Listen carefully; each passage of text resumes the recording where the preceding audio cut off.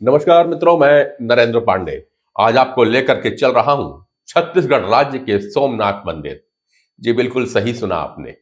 छत्तीसगढ़ में भी एक सोमनाथ मंदिर है जहां श्रद्धालु देवाधिदेव महादेव की आराधना कर अपनी मनोकामना पूर्ण करते हैं। शिव भक्तों के लिए यह मंदिर किसी तीर्थ से कम नहीं तो प्रकृति प्रेमियों के लिए यह एक सुंदर पिकनिक स्थल है। तो चलिए जानते हैं इस मंदिर की कुछ खासियतें और इससे जुड़ी हुई कुछ रोचक बातें। राजधानी रायपुर से बिलासपुर सड़क मार्ग पर यह अद्भुत और प्राचीन मंदिर ग्राम लखना में स्थित है, जिसकी रायपुर से दूरी लगभग 50 किलोमीटर की है। सोमनाथ मंदिर छत्तीसगढ़ की दो जीवनदायिनी नदियों शिवनाथ नदी और खारून नदी के संगम स्थल पर है, जो इसे और भी पवित्र बना देता है। सोमनाथ के शिवजी को गांव का निषाद समाज अपना आराध्य देव मानता है। प्रकृति की गोद में बसा सोमनाथ मंदिर काफी प्राचीन और पुरातत्वीय महत्व का है। मित्रों, सोमनाथ मंदिर का इतिहास 6वीं से 7वीं शताब्दी का है। यह भारतीय वास्तुकला का उत्कृष्ट उदाहरण भी है। कहते हैं कि इस मंदिर का निर्माण एक स्थानीय राजा ने भगवान शिव की कृपा से अपना खोया हुआ राज्य वापस पाने के बाद करवाया था। यहाँ की वास्तुकला अद्भुत है। मंदिर की दीवारों और स्तंभों पर शिव पुराण की कहानियां उकेरी गई हैं और गर्भगृह में स्थापित शिवलिंग साल में 3 बार अपना रंग बदलता है, जो भक्तों के लिए एक रहस्यमय अनुभव है। यहाँ के नक्काशी द्वार और यज्ञशाला भी देखने लायक है। तो दोस्तों, अभी आपको हमने सोमेश्वर महाराज जी का दर्शन करवाया, भोलेनाथ का दर्शन करवाया है और अभी पंडित जी से मुलाकात हो रही। पंडित जी, आपका परिचय, शुभ नाम? मेरा नाम है रघुनंदन दास। रघुनंदन दास जी। यहाँ पे सोमनाथ भगवान जी विराजमान हुए हैं और स्वयंभू हैं वो उनका आकार है जो साल दर साल तिल के समान बढ़ते बढ़ते आ रहे हैं। आत्मलिंग है। और ये भी एक खास बात है कि ना अपने को ये दूसरा शिव मंदिर मिल रहा है छत्तीसगढ़ में, जो थोड़ी थोड़ी बढ़ता है। एक तो भूतेश्वर नाथ मंदिर है अपने गरियाबंद में। उनका भी आकार जो है वो बढ़ता है और सबसे बड़े शिवलिंग है अभी के वो प्राकृतिक में। और दूसरा जो है यहाँ का, यहाँ भी कहते हैं कि तिल करके तिल के बराबर वो बढ़ रहे। कलर भी यहीं का चेंज होता है 3 बार। 3 बार है। श्रावण मास में बारिश के समय में होता है, उसमें काले कलर में आ जाते हैं भगवान जी। उसके बाद अभी ठंड के समय में सांवला कलर रहता है भगवान जी का, और गर्मी के समय में लालपन आ जाता है। हाँ, हल्का सा लालपन भूरापन का जो वो आ जाता है। ये उधर में अलग अलग रुद्र शिव का है। कहा जाता है कि रुद्र शिव के उसमें सभी प्रकार के जीव समाहित है इसमें। ये उनकी प्रतिमा है शिव जी की। देखिए इसमें अलग अलग, जैसे कि वहाँ पे मूंछ बना हुआ है। वो देखिए केकड़े हैं, पंछी, बहुत सारे पक्षी हैं। पक्षियों के हैं। ध्यान से देखिए यहाँ पे देखिए ये केकड़ा है जो ठुड्डी के पास में। हाँ, ये ठुड्डी केकड़े से बनी है। बिच्छू से वो बना हुआ है। मगरमच्छ है, केकड़े हैं, बहुत सारी चीज है। हर जीव मिलेंगे इसमें। सभी जीव जो समाहित होते हैं शिव जी में ही, यानी कि इसमें ये दिखाया गया है कि इसमें पूरा जो प्रकृति में जितने जीव हैं वो सब शिव में समाहित है। ऐसा है।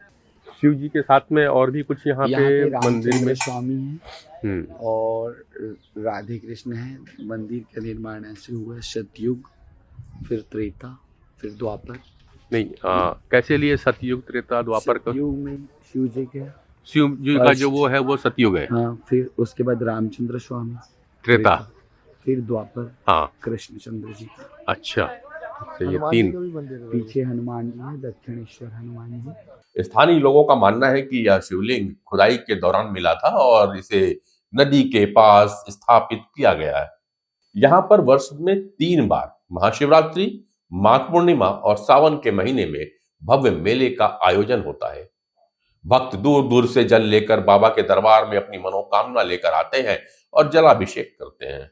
प्रकृति की गोद में बसा यह मंदिर न सिर्फ श्रद्धालुओं के लिए बल्कि प्रकृति प्रेमियों और पर्यटकों के लिए भी एक आदर्श स्थल है। शिवनाथ और खारून नदी का संगम इस जगह की खूबसूरती को और बढ़ा देता है। पिकनिक मनाने या आध्यात्मिक शांति पाने के लिए यह स्थान एकदम परफेक्ट है। मंदिर के दर्शन करने के पश्चात में उसी मंदिर प्रांगण में हमारी मुलाकात आशीष द्विवेदी जी से हो गई है। हमको ले चल रहे हैं ये अभी ये संगम की ओर। जैसा कि हमने आपको पहले बता रखा है कि जो ये सोमनाथ का मंदिर है, ये छत्तीसगढ़ की दो प्रमुख नदियां हैं, शिवनाथ और खारून, दोनों के संगम स्थल पे बना हुआ है। तो हम उस संगम की ओर चल रहे हैं। तो आपको ये बता दूं कि ये जो मंदिर है लगभग 6वीं से 7वीं शताब्दी के आसपास का मंदिर कहा जाता है। और बहुत सारी आपको ऐसी प्रतिमाएं यहाँ पे मिलेंगी जो बहुत पुराने समय की हैं। इस मंदिर के निर्माण के पीछे कहा जाता है कि यहाँ पे जो निषाद समुदाय रहा करता था, खीबट समुदाय होता था, उनके आराध्य देव ये सोमनाथ के शिव जी हैं। तो द्विवेदी जी के साथ में हम आ गए हैं अब नदी के तट पर। द्विवेदी जी कुछ और बता रहे थे यहाँ के। अब द्विवेदी जी को बता दूं कि द्विवेदी जी यहाँ की व्यवस्था को भी देख रहे हैं, क्योंकि अब मंदिर पे जैसे जैसे लोगों को जानकारी मिली है, लोगों का आवा जाना काफ़ी बढ़ गया है, तो निश्चित रूप से यहाँ की व्यवस्था देखना, यहाँ की साफ सफाई को देखना ये कर रहे हैं। द्विवेदी जी कुछ और बताएंगे आप यहाँ के बारे में? यहाँ पर जिस तरीके से अभी शिव भक्तों की भीड़ उमड़ रही है, बहुत सारी कुछ अव्यवस्थाएं थीं जिनको धीरे धीरे पूरा किया जा रहा है ख़त्म। और बहुत अच्छा यहाँ पर एक आपको व्यू मिलेगा। ये क्या है, यहाँ पर संगम का जो नज़ारा है बहुत ही आपको सुकून देने वाला है। और बाबा का दर्शन मिलने के बाद ऐसी जगह पे थोड़ा टाइम लोग बिताना चाहते हैं, रुकना चाहते हैं, तो उस हिसाब से यहाँ पे बहुत ही अच्छा जगह है ये। और अभी यहाँ पर बहुत सारी चीज़ें और आपको कुछ आने वाले 1-2 महीनों में डेवलप मिलेंगी।